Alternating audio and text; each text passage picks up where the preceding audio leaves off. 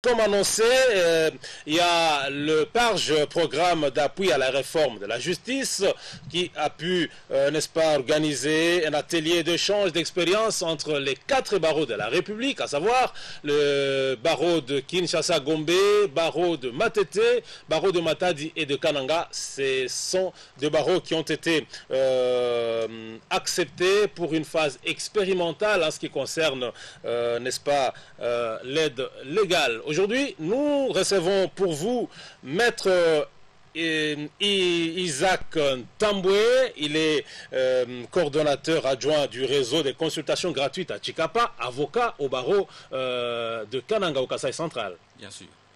Et à ses côtés, vous remarquez, il y a Maître Joyce Ndoya. Elle est coordonnatrice générale du bureau des consultations gratuites. Elle est basée à Kananga. Elle se trouve être, elle est aussi avocat au barreau de Kananga. C'est cela, Maître? Exactement. Merci de répondre à notre invitation. Vous venez d'un grand atelier, Maître Joyce. De quoi était-il question dans cet atelier? En fait, dans cet atelier, il était question d'échanger des expériences parce que le PARJ a appuyé 4 barreaux de la République, à savoir Kinshasa, Matete, Kinshasa, Gombe, Matadi et Kananga. Donc, après 6 mois de mise en œuvre, on a pensé qu'il fallait échanger des expériences. Il fallait changer des expériences sur quoi? La mise en œuvre du projet, oui, et des expériences que chaque barreau, chaque BCG a pu tirer dans la mise en œuvre du projet. Oui, Maître Isaac Ntamboué, vous êtes à Chikapa, c'est une ville de la province du Kasaï.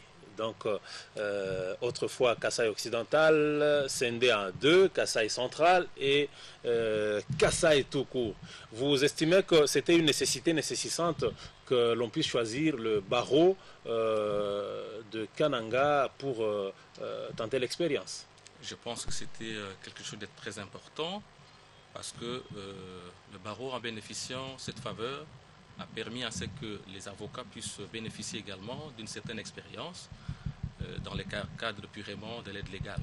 Et la ville de Chikapa a bénéficié de cette expérience et nous avons été choisis comme coordonnateur adjoint de ces bureaux, ce qui fait que cet échange était très florissant. Il a fallu qu'à un certain moment, après 6 mois bien sûr, parce que c'est un défi programme 2, alors que le premier programme venait de se terminer depuis 2014, et les bailleurs de fonds ont estimé que c'était important de pouvoir renouveler, vu la nécessité et les besoins sur terrain. Vous parlez des consultations gratuites. Qui en sont les bénéficiaires? Oui, les bénéficiaires, ce sont des indigents et des vulnérables, c'est-à-dire des personnes qui économiquement n'ont pas de moyens nécessaires à pouvoir affronter le frais nécessaire pour aller en justice, notamment les honoraires des avocats, qui vous savez qui coûtent énormément cher parce qu'un avocat se fait payer à travers son travail, son ministère d'avocat. Ainsi donc, il n'est pas permis à n'importe qui de pouvoir être à la hauteur, de pouvoir financer ses affaires en justice pour retrouver ce droit. C'est ainsi que les bénéficiaires de ce projet sont des indigents et des vulnérables, c'est-à-dire des personnes qui n'ont pas de moyens, qui ne peuvent pas, de par les revenus, payer un avocat et pour arriver également à pouvoir faire face à tous les frais de la justice. Oui, vous parlez des vulnérables, mais quels sont les mécanismes mis en place pour se rassurer que la personne qui sollicite ce service-là est vraiment vulnérable?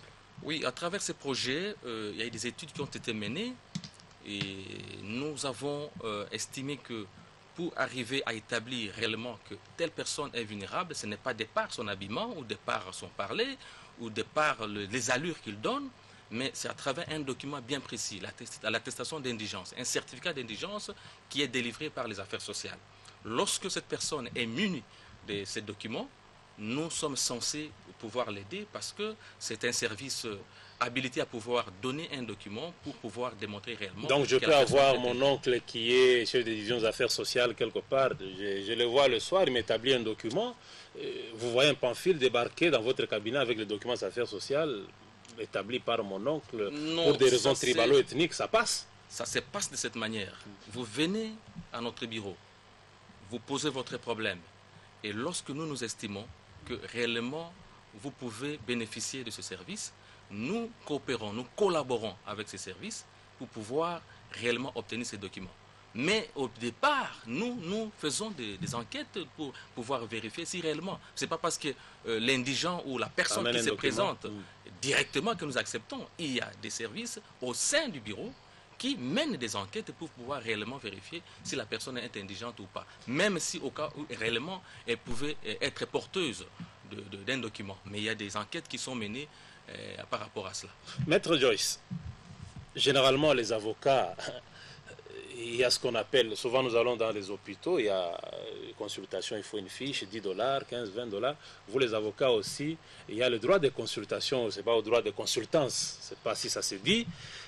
Mais aujourd'hui, les gens viennent se faire consulter gratuitement. Mais vous tirez quel profit? Vous gagnez quoi? Est-ce qu'il y a un autre mécanisme où vous vous retrouvez? Parce que vous pouvez vous retrouver avec 5, 10, 15, 20 dossiers où les gens viennent pour une consultation gratuite. Et pourtant, vous vivez de ça. Ça se passe comment dans ce cas? En fait, c'est très simple. Comme vous venez de le dire, l'avocat vit de son travail.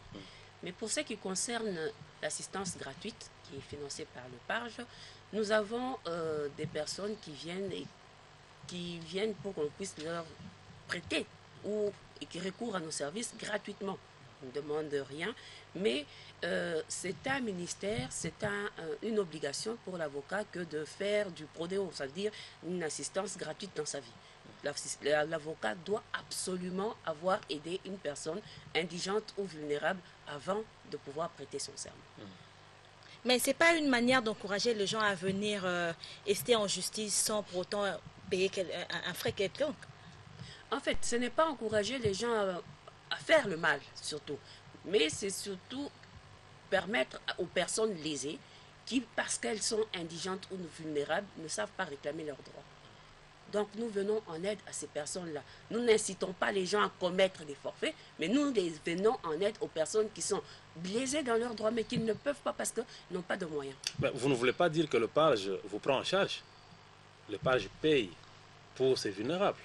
Le PARJ ne paye pas pour ces vulnérables parce qu'il ne prend pas en charge les frais de justice, mais dans l'aide légale, nous allons, parce que c'est subdivisé en 3 parties, nous allons voir les autorités judiciaires pour demander soit l'exonération partielle ou totale des frais. C'est ce qui nous permet de prendre en charge et de travailler vraiment pour cette personne. Et là, vous accompagnez ces vulnérables dans les différentes étapes, c'est-à-dire, peut-être c'est une affaire qui est passée chez un OPJ à la police, transféré au parquet, peut-être l'affaire est fixée au tribunal.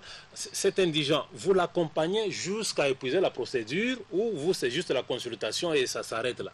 Non, en fait, il y a des personnes qui viennent, on commence le dossier par la consultation et on l'achève devant les instances judiciaires.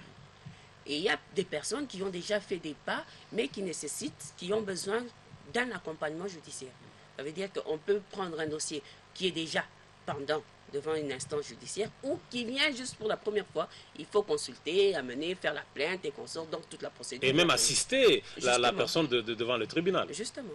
Maître Isaac, vous accompagnez quelqu'un gratuitement, paf, condamné par le tribunal, des amendes, des ceci, c'est un indigent. Il ne sait pas trouver l'argent pour payer ses amendes. Dans ce cas, qu'est-ce qui est fait? C'est l'avocat ou le barreau qui prend en charge ou ça se passe comment? Parce que vous avez accepté d'accompagner la personne dans toute la procédure. D'abord, il faut retenir qu'à travers ce bureau, donc le BCG, nous avons 2 objectifs. C'est d'abord de faire bénéficier aux indigents et aux vulnérables des conseils juridiques gratuits. Des conseils tout simplement. Quelqu'un peut avoir un problème, il veut peut-être acheter une parcelle, il veut peut-être faire quelque chose, mais il n'a pas d'argent pour pouvoir, si je parle d'acheter la parcelle, peut-être c'est malvenu parce qu'il faut que la personne soit d'abord indigente, mais il a un problème au niveau de la famille par exemple, une veuve. Parce que vous comprendrez qu'il y a 60% des bénéficiaires de ce projet, ce sont des femmes et des enfants. Et vous savez que les enfants ne peuvent pas avoir de l'argent. Vous savez que les femmes, par moment, il y a des veuves qui sont malaisées, qui n'ont pas de droits et qui viennent pour réclamer leurs droits. Donc il y a d'abord le faire bénéficier des conseils juridiques gratuits. Deuxièmement, l'assistance judiciaire prodéo. C'est-à-dire, gratuitement, nous pouvons les accompagner jusqu'à l'assistance au niveau des cours et tribunaux. Et là, pour revenir à votre question, gratuitement, oui, parce que nous, si nous demandons de l'argent, les honoraires conformément à nos barèmes, ces gens ne peuvent pas être à mesure de pouvoir payer. Mais le programme PARGE pourvoit quand même au personnel, pourvoit également au conseil, que nous appelons les collaborants de ces bureaux, à donner quelque chose. Parce que quelqu'un qui passe toute sa journée, 6 mois, 8 mois, à travers ce travail, il doit pouvoir vivre. Mais est-ce qu'il vous arrive de conseiller des indigents pour des arrangements à l'amiable? Oui, mais c'est aussi parmi des procédures. C'est légal.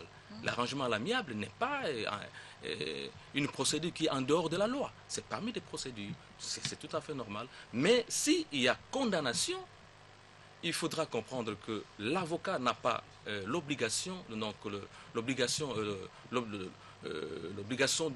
de résultat, mais il a l'obligation des moyens. Il vous a accompagné gratuitement, il a fait de tout son mieux pour que vous ne puissiez pas être condamné. Mais bien, en dernier ressort, ce sont les cours et tribunaux. Ce sont les juges qui décident de votre sort. L'avocat ne fait que vous accompagner. Oui. Eh bien, si l'avocat vous a accompagné, il a fait son travail, le reste, vous n'allez pas dire parce que vous avez été condamné. Tout à fait. C'est les bureaux où l'avocat sera condamné. Maître Joyce, je reviens à vous. Un grand commerçant bien connu dans votre fief, à Kananga, il tombe faillite. Il avait des dettes des uns et des autres. Finalement, il est assigné en justice. Il n'a plus rien et vous constatez que c'est un grand commerçant qui n'a plus rien. Mais il a des dettes des gens qu'il assigne en justice. Cette personne, vous la mettez dans quelle catégorie? Des indigents, des vulnérables? Ou est-ce qu'elle peut bénéficier de vos services? Autrefois grand commerçant, mais qui est en faillite? En fait, quand la personne est en faillite, ça veut dire qu'elle ne peut pas payer les frais, les honoraires des avocats. Donc, cette personne est déjà devenue indigente. Par conséquent, si cette personne arrive vers nous, nous allons l'assister en justice. Et je voudrais aussi relever une petite chose. Ça veut dire que nous n'assistons pas seulement les personnes indigentes et vulnérables. Nous venons en aide à toutes les personnes pour une consultation, nantis ou pas nantis. Mais ces personnes nantis, nous les recevons juste pour des conseils. Alors que les personnes indigentes et les vulnérables, nous les assistons jusque dans les cours et tribunaux. Voilà, mesdames et messieurs, vous êtes édifiés, j'en suis sûr. Nous recevions pour vous Maître Isaac Ntambwe, avocat au barreau de Kananga au Kasaï central. Il est coordonnateur adjoint du barreau des consultations gratuites. Il est basé à Tshikapa-Wansamba.